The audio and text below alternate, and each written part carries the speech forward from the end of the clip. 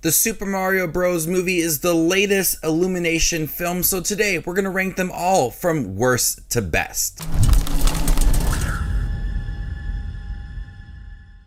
Hey everybody, my name's Justin here. I try to watch everything that hits theaters and on streaming services. If you guys are like me, go ahead and hit that subscribe button down below and click that bell notification for more up and coming content. Leave your list down below. How would you rank all 13 Illumination films from worst to best? Have you seen Super Mario Bros? What do you think about it? How does it fit alongside the other projects Illumination has created over the years? Coming in last place is Hop.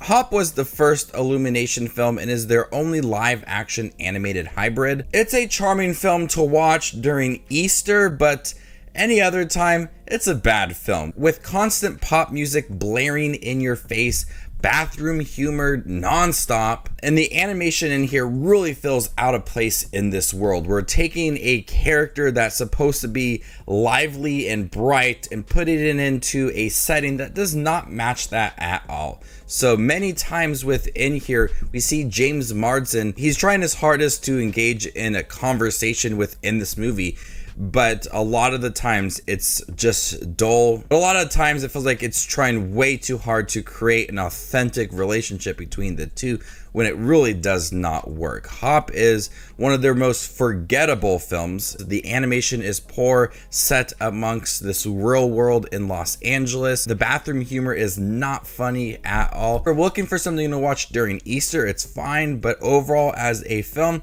I really did not care for it. Coming in 12th place is The Secret Life of Pets 2.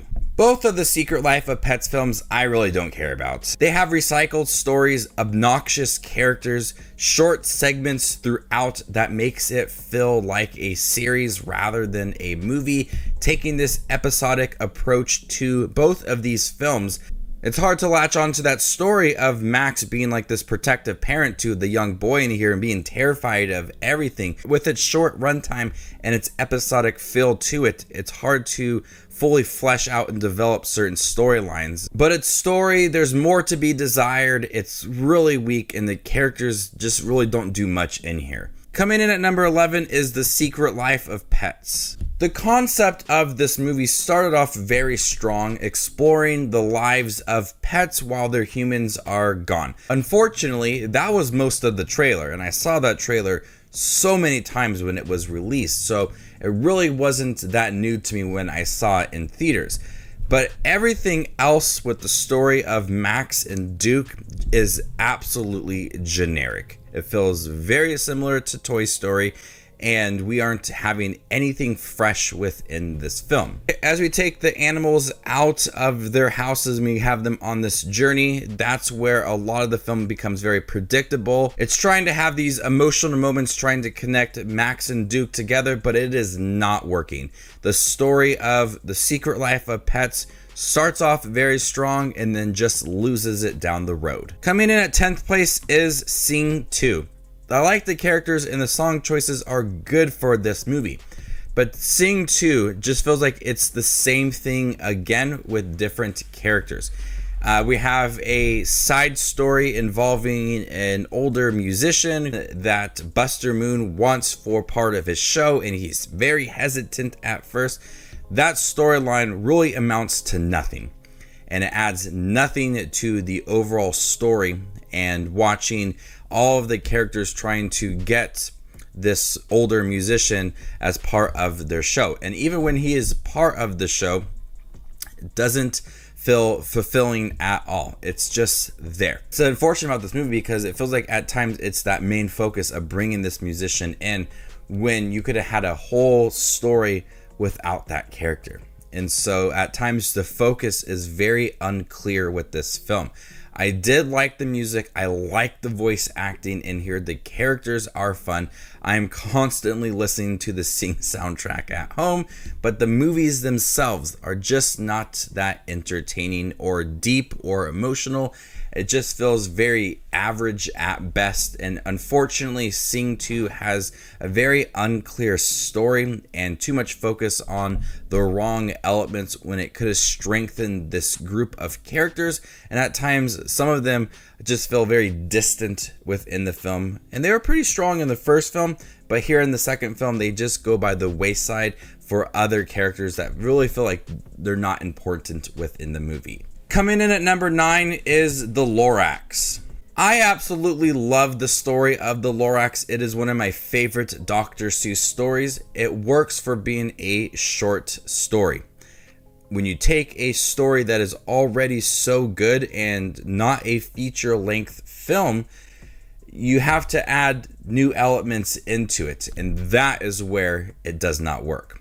Everything involving the actual Lorax story, the characters, the message within here protecting the trees, that all works. But having the other human characters voiced by Zac Efron and Taylor Swift, and our villain in here who sells bottled air, all of that does not work within this film. It has a lot of musical numbers in here that at times are adding to the overall existing story of the Lorax, but when they kind of venture off into different parts of the story, those musical moments feel like they aren't fitting and are struggling to be part of its story. Coming in 8th place is Sing. I do like Sing. I've watched it many times. It's not my favorite Illumination film or one of my favorite animation films either. This story has some strong moments when we look at our characters and they're conquering their fears. They have anxiety of performing in front of crowds. But I love watching Buster Moon, our main character pretty much in here as he's putting together this show. He believes in everybody, and that's uplifting within this film. As we see all these characters come together to put on this show, they're singing, it's heartwarming. That all works. The character explorations and the relationships developed throughout is a solid aspect to Sing. The musical choices in here really add to the story. It feels very inspiring. Watching Taron Egerton and Seth MacFarlane and Reese Witherspoon, everybody in here gives really good performances, and their musical numbers fit within here and add a lot to the characters. So Sing, I like it. I enjoy it for what it is. The sequel had a bit of a disappointing story, but this one went straight to the point and built these characters and had them start to become more comfortable with themselves, and I love that about this movie. Coming in at number 7 is Minions. I was very curious about the spin-off from Despicable Me, focusing on the Minions, arguably one of the most popular characters in the Despicable Me films, so only was a matter of time before we had a spin-off of these characters. And having them, and you don't understand what they're saying, so you have to rely on our other characters and the situations between the Minions to understand what they are saying. Or I think they did a pretty good job of that, making you understand what they are saying based on their body movements and the situations that they are in. There's a lot of amusing sequences in here. The characters are very likable. The villain story is fun in here as well. It's a quick, simple story with a lot of gags, a lot of entertaining scenes between the Minions and how adorable they are, but seeing how they want to serve their villain, that makes it for some really fun moments between the Minions and leading, and at the end of the film leading into Rise of Gru. I thought that was a nice little touch to the film. But having these characters in here, it does get a little annoying. In the Despicable Me films, you got them in brief moments. Here in full force. It works at times, other times I just want to turn it off. Coming in at 6th place is The Grinch. The Grinch is also one of my favorite Dr. Seuss stories. I read Dr. Seuss constantly since I'm a teacher, so The Grinch during the holiday season is a staple for me. I've seen this film so many times, and every single time I just cannot love it. I know a lot of people who really, really like this film. I just do not care for this movie as much as other people do. I do think it is better than every single other film that I just mentioned. The animation is really good. Benedict Cumberbatch as the Grinch, perfect choice. The one thing that's always bugged me about this movie is everybody that the Grinch comes across, they don't fear him. They don't walk away from him. You see in like how the Grinch Stole Christmas with Jim Carrey and in the book as well. It feels like everybody's just content with the Grinch.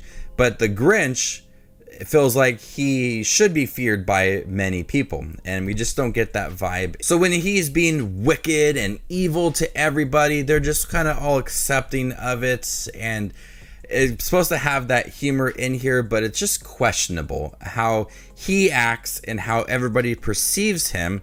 They just don't match. I think they spend a little too much time on him being younger and how he acts now, and the message in the third act kind of was clumsy and kind of fell apart. So the pacing for it and the overall structure of this movie is very off at times. Coming in fifth place is Despicable Me 2. This film had the benefit of already established characters, as we see Gru become more comfortable as a father to the three young girls in here, and having Lucy in here as well. That romance really does work. I like Lucy in here and how she wants to be like a mother to these young children. The villain side of it was very weak, but I did like seeing the minions turn into that crazy purple thing. That was a lot of fun. But I liked seeing more of that relationship develop between Gru and the young girls and Lucy as well. That's the highlight of the movie for me. I feel like each Despicable Me movie has something solid in it, and the sequel is that already established family unit in the sequel.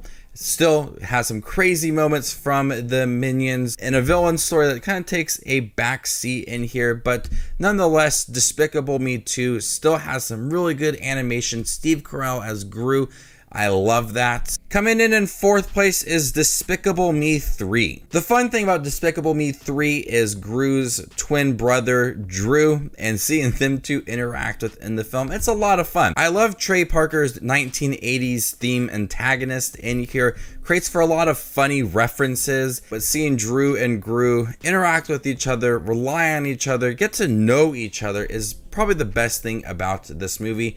The girls and Lucy feel very absent within the film, and even the minions as well, since the huge focus is on the brothers in here. But how they fight off against this 80s themed villain. This film was a lot of fun with its villain and our characters, having Drew in here. At times the jokes became a little too silly and obnoxious. Coming in third place is Despicable Me. The film largely focuses on this evil version of Gru and him wanting to steal the moon, and then him adopting the girls for his own personal gain, but becoming attached to them really switches up that story and makes it very endearing as he starts to become more, as he starts to love them more and care for them. That growth for these characters and that relationship is strong throughout Despicable Me, and seeing that character shift, going from a character that threatens to kill dogs and is very mean, then transitioning into a character that's more caring and loving. I love that growth. But this is a good example of a story of a character going from bad to good. Coming in second place is Minions: The Rise of Gru. I was really surprised with this film. There was a nice amount of Gru and the minions as well. And seeing how much he relied on the minions as an adult, seeing a younger version of Gru was a lot of fun. There was some really hilarious moments throughout, a fun villain story, and watching Gru connect with another villain gave inspiration to a lot of other scenes later down the road in the Despicable Me franchise.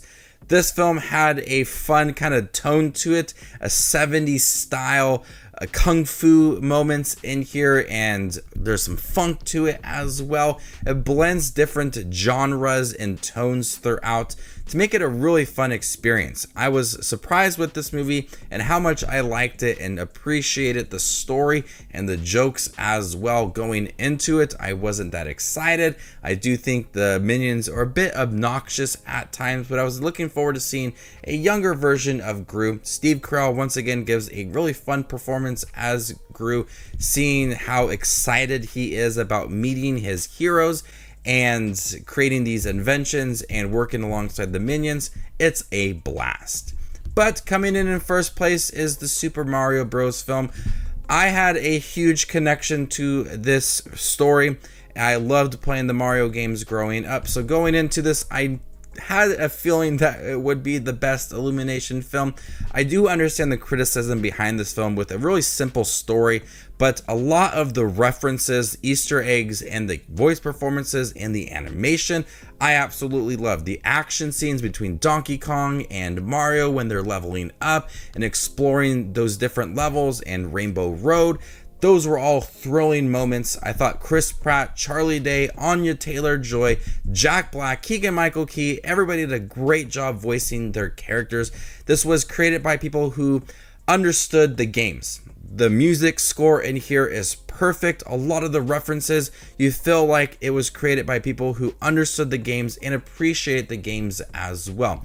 It's a really simple story. There's no time for development. You aren't getting any in-depth moments, but this is the one that I had the biggest smile on my face when compared to all the other Illumination films. I think it has the most entertaining moments. Maybe I'm a little biased because I do love Mario, but I really had a lot of fun with this film.